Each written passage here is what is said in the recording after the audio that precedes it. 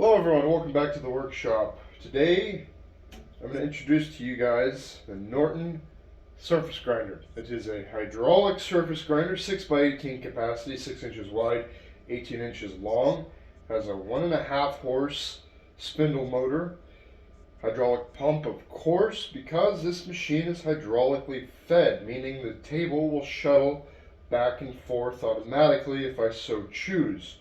And of course, at the end of its travel, it will ratchet the saddle.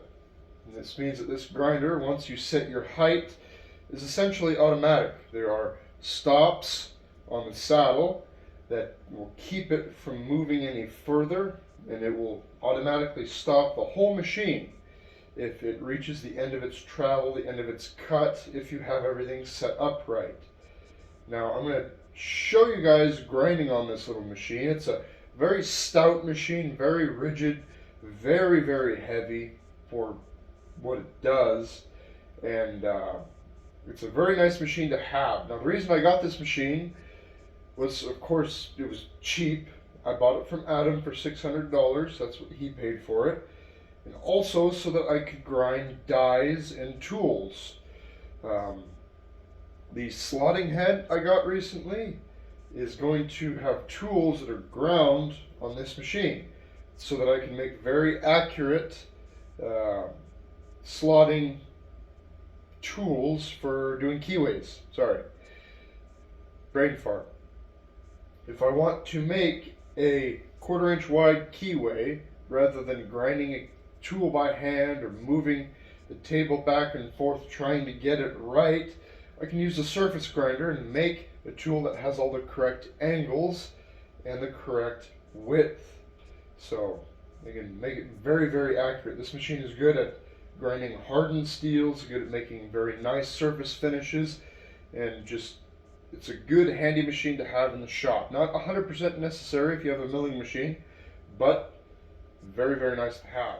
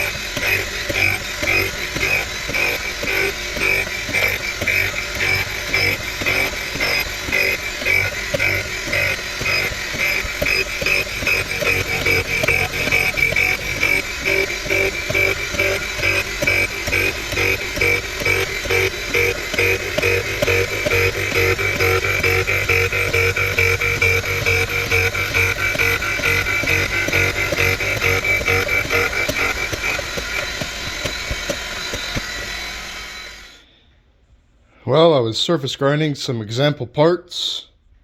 Didn't capture any B-roll footage, but you might be able to tell there's no wheel there. That's because the wheel's over there. Had my first surface grinder accident. Luckily, nothing really got hurt. I don't think it even really damaged the paint. on the wheel guard,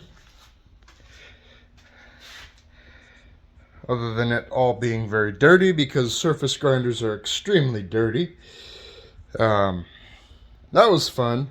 What happened was I was surface grinding the slotting head bracket, or not bracket, but drive dog, and this area here was not cleaning up, so I went down enough that it did start to clean up, and I guess that was a little too much of a cut when it got over to here, where it was engaged fully. So here it was sort of a ramp. I started grinding at the bottom of the ramp, ground away the ramp, and then I had this big old wall of a lot of contact, a lot of material being removed. Not massive amounts, relatively speaking, but I don't know, that's probably 15 thou deep, probably a little bit less than that. And the wheel started to spin. Now when the wheel spins, surface grinders, the wheel spins this way. If that wheel stalls, it actually loosens this nut, because that's spinning that way. If that stops, it'll loosen the nut, which is not very good. That might mean that this surface grinder is meant to spin the opposite direction of what I've been spinning it, but I don't know for sure. All I'm gonna do, if whenever I get another wheel, is just tighten this up more. I'll probably make a couple of wrenches to be able to tighten this up properly. What I did before was just took a screwdriver, shoved it in there, and I hit it with my hand. There was enough momentum in the system that it tightened it up quite a bit, but apparently not quite tight enough to keep it from backing off. You might be wondering, besides getting another wheel, what all do I need to do to this machine? A lot of the machines I buy end up needing a lot of work, because that's just the machine that I can afford is usually the one that needs a significant amount of work. Well, this machine is in extremely good condition. It was restored by the same man who began the restoration on the Reed Prentice lathe, and he finished this one. I don't believe he used it very much. I know that he probably used this machine at work quite a bit, because I know he used the Reed Prentice at work quite a bit, and he was extremely meticulous. This is a very nice restoration. The only thing that it really needs, I need to do some work to the little electrical cabinet, which is just an ammo can that I cut up. I need to put some vinyl over the faces of those two VFDs so that no dust gets in there. I also need to cut vents and put filters over the vents so that they get proper circulation. I've run this quite a bit, especially today, and there's no real heat in there. However, I still would like that safety net of the ventilation. Another thing that this machine needs, the hydraulic pump that's in the base is just kind of sitting there. It's not mounted properly. It takes this weird, there's metal rods in there that hold it up and hold it to the casting that the spindle is on. The whole spindle moves up and down with the spindle motor back here. It's a big chunk of iron that moves up and down to hold that spindle. And that hydraulic pump, from what I'm told, rides on that.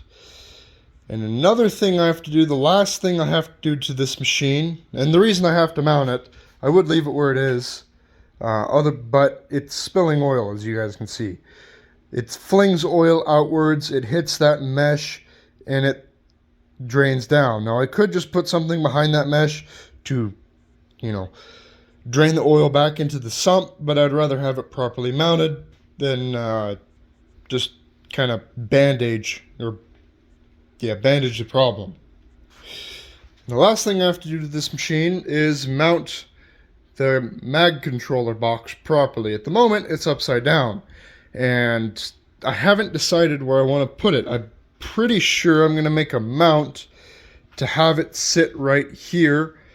That way the weight is evenly distributed, I can put another guard up, very similar to that one, up on this side, and have a rear splash guard, maybe a small front one, so that whenever I put coolant on this machine and it gets flung everywhere, it stays mostly contained. This machine is 100% going to get proper coolant with a proper coolant system. This is a very dusty machine, very messy machine. Coolant would help with that quite a bit. Just have it drip feeding onto the wheel. That'll keep the dust down. That'll get all this little shit. It'll be down in the bottom of the sump. I will have to change out the coolant quite a bit, or clean out the filter or whatever.